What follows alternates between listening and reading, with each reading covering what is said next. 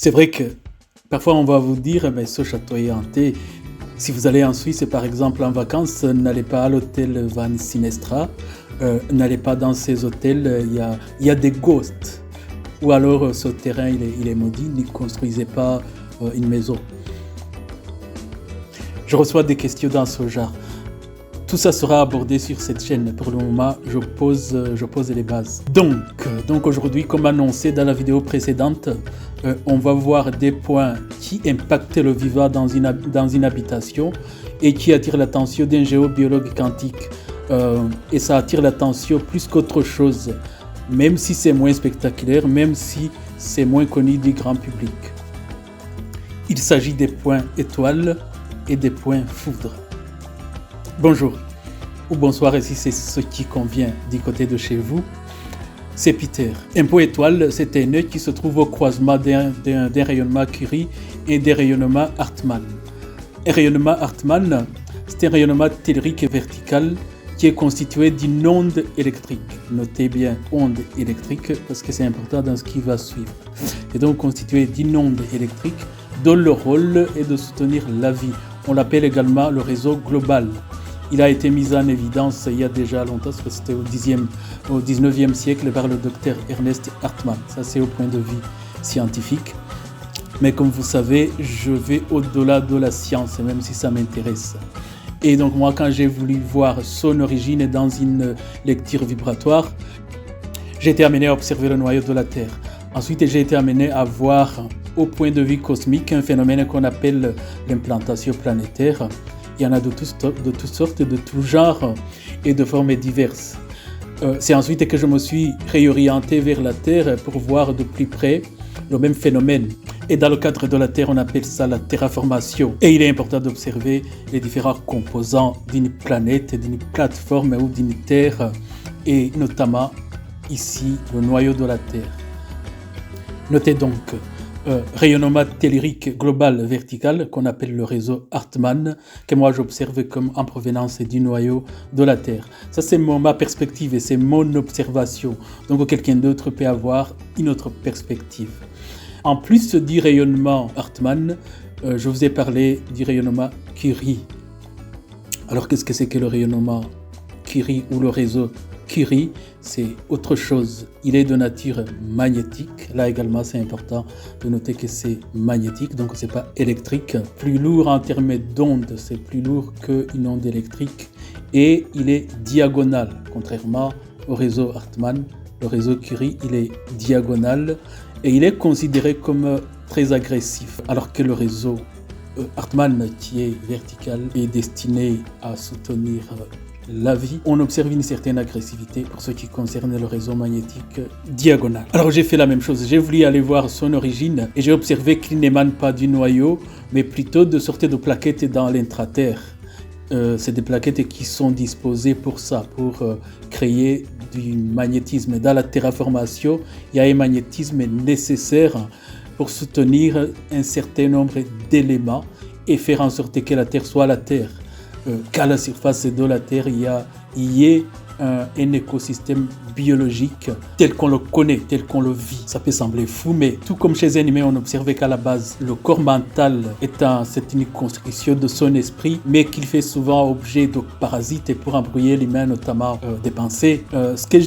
J'ai eu le sentiment que le réseau diagonal ou les réseaux Curie a été superposé comme un magnétisme supplémentaire ou reprogrammé pour perturber le rayonnement vertical. Il y aurait beaucoup à dire sur pourquoi et qui, mais il faudrait alors dans ce cas-là des podcasts très longs. Mais pour le moment, comme je disais au début, j'établis seulement les bases. Je pourrais également me lancer dans des explications sur le détournement des énergies organisatrices sur le plan terrestre, mais ce serait trop déborder le sujet pour le moment. Cependant, ceux qui sont avisés parmi vous, vous savez que certains plans veulent ralentir ou emprisonner la conscience humaine et donc agresser l'écosystème biologique, c'est une des techniques. Par rapport à des perturbations, un humain avisé peut se remettre dans son équilibre et dans tout ça, et ça à tout moment. Mais le souci, c'est que nous n'avons que 5 sens, et avec notre éducation limitée, on est endormi, on n'est pas au courant de beaucoup de choses. Je viens de vous parler du réseau tellurique, électrique et vertical, le réseau Hartmann, et du réseau magnétique diagonal, Curie. J'étais en train de définir ce qu'un point étoile est qui est un croisement entre NE Hartmann et NE Curie. Ce croisement forme un point qui envoie des ondes électromagnétiques agressives. Et lorsqu'un organisme est resté longtemps exposé à ce croisement, les cellules sont attaquées. Et ces attaques sont observées comme un accroissement d'ionisation des particules qui composent une cellule. On pourrait également parler comme un arrachage d'électrons à des molécules cellulaires.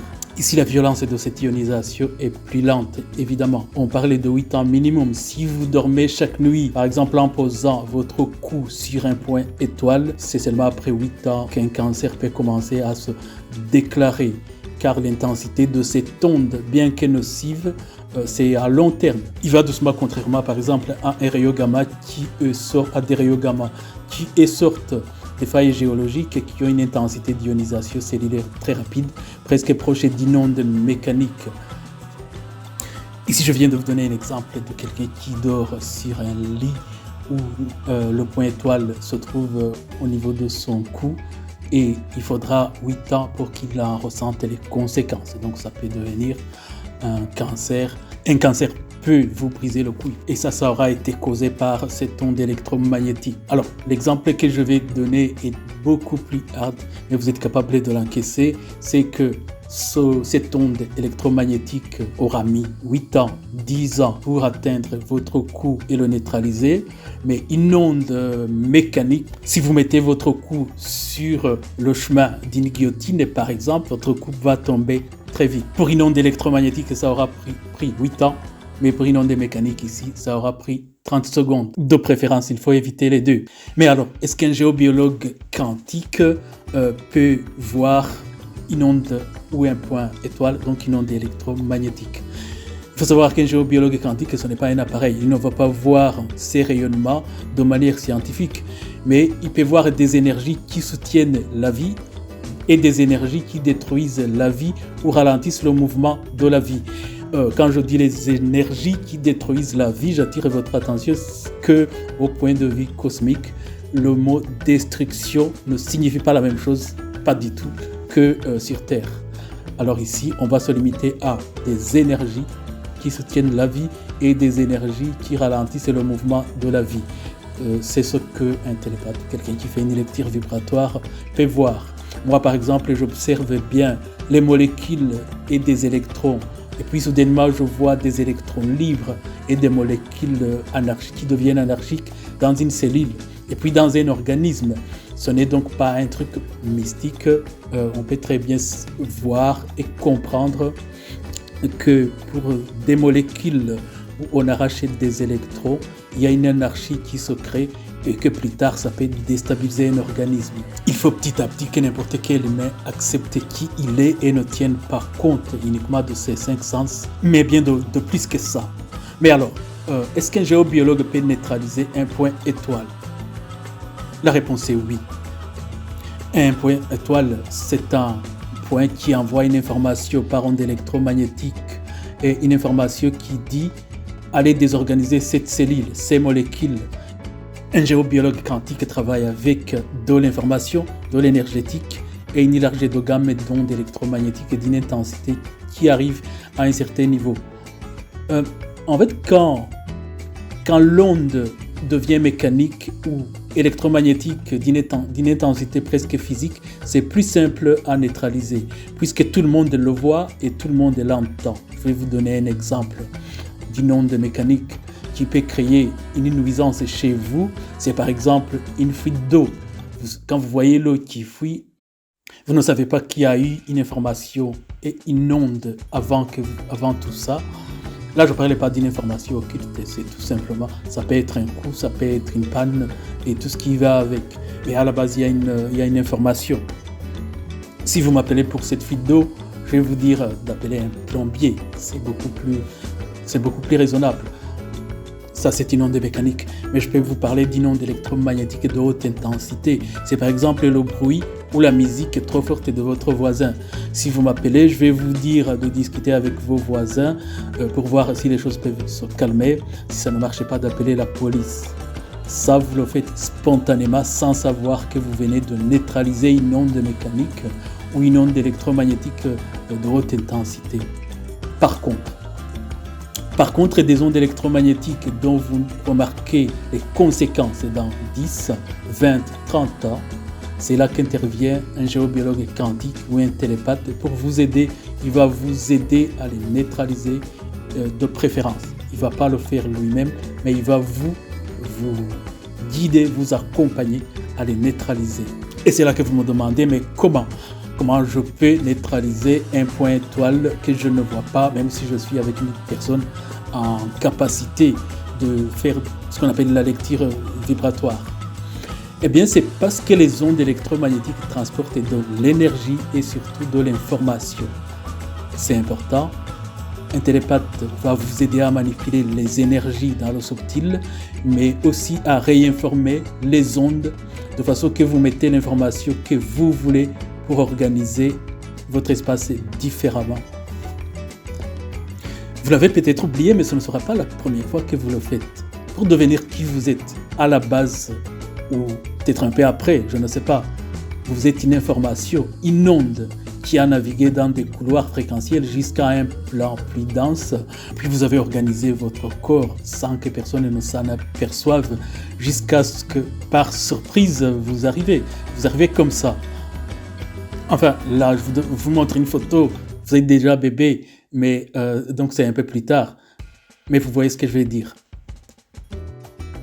Ce qui se passe, c'est que suite à tout un tas de phénomènes dans ces couloirs fréquentiels, vous y perdez des plumes jusqu'à tout oublier, jusqu'à oublier vos capacités, jusqu'à oublier comment programmer, réinformer des espaces et des éléments, et surtout, vous oubliez presque toutes vos capacités à créer. Et en grandissant avec le conditionnement social, le conditionnement familial et collectif, l'oubli ne s'arrange pas. Par contre, télépathe ou une personne qui a commencé à récupérer ses capacités et des informations à lui, il peut vous rafraîchir la mémoire et il peut vous montrer que vous avez toutes ces capacités. Par exemple, la capacité de neutraliser un point étoile, comme je le disais, un point foudre, la capacité de transmettre des mémoires à vous ou des mémoires incrustées dans les murs de votre maison, dans le sol. Également des capacités à réinformer votre cellule pour vous guérir par vous-même en fait. Guérir tel ou tel organe ou guérir tout votre organisme au complet. Maintenant, je suis d'accord avec vous. Arriver quelque part dans une zone en turbulence comme l'est le plan terrestre et se rendre compte que l'on a oublié son pactage ou que dans son pactage il n'y a plus grand chose et c'est très déstabilisant. Cependant, vous le voyez chaque jour, les choses changent et des informations arrivent doucement mais sûrement. L'oubli total n'est pas une fatalité, même si pour ça il faut une volonté féroce. J'ai expliqué ce que c'est qu'un point étoile. J'ai un tout petit peu débordé pour que vous compreniez la différence entre une onde mécanique et une onde électromagnétique et la capacité d'un humain à reprogrammer et à neutraliser ou à réinformer une onde électromagnétique. Alors qu'est-ce qu'un point foudre? Maintenant, tout le monde sait que sous la Terre, il existe des cours d'eau souterrains ou des lacs enfouis. On parlait de point foudre lorsque deux cours d'eau se croisent dans le sous-sol à des niveaux différents. C'est ce croisement qu'on appelle un point foudre. Il crée une foudre qui frappe à la verticale de ce croisement. C'est quand la décharge qui monte de ce point foudre arrive dans un endroit où on reste longtemps dans la maison que cette émanation constitue un point pathogène. Et ce point, comme un point étoile, envoie des ondes électromagnétiques qu'on peut neutraliser, qu'on peut réinformer, qu'on peut reprogrammer. De la même manière qu'un point étoile, ce point pathogène n'est pas très connu, on n'en parlait jamais, d'où ma volonté de vous l'exposer aujourd'hui. Dans cette vidéo, je vous ai parlé, pour résumer, dans cette vidéo, je vous ai parlé du rayonnement tellurique vertical ou réseau Hartmann, qui est de type électrique. Ensuite, je vous ai parlé du rayonnement diagonal appelé Curie, qui est de type magnétique. Je vous ai dit que leur croisement crée un point pathogène appelé le point étoile qui dégage une onde électromagnétique. Je vous ai expliqué comment et pourquoi vous êtes légitime pour neutraliser et informer ce point, ces ondes. J'ai aussi défini ce que c'est qu'un point foudre. Et pour terminer, je ne vais pas oublier de vous dire que pour tout ce qui est des ondes mécaniques et électromagnétiques de haute intensité comme les antennes relais, les lignes à haute intention ou tous ces appareils qui se sont fait une mauvaise réputation, il y a un rapport qui est donné après session et qui donne beaucoup d'informations par rapport à ça et beaucoup d'autres astuces. Je termine en vous disant comme d'habitude que le mal-être n'est pas une fatalité et je vous dis à très bientôt.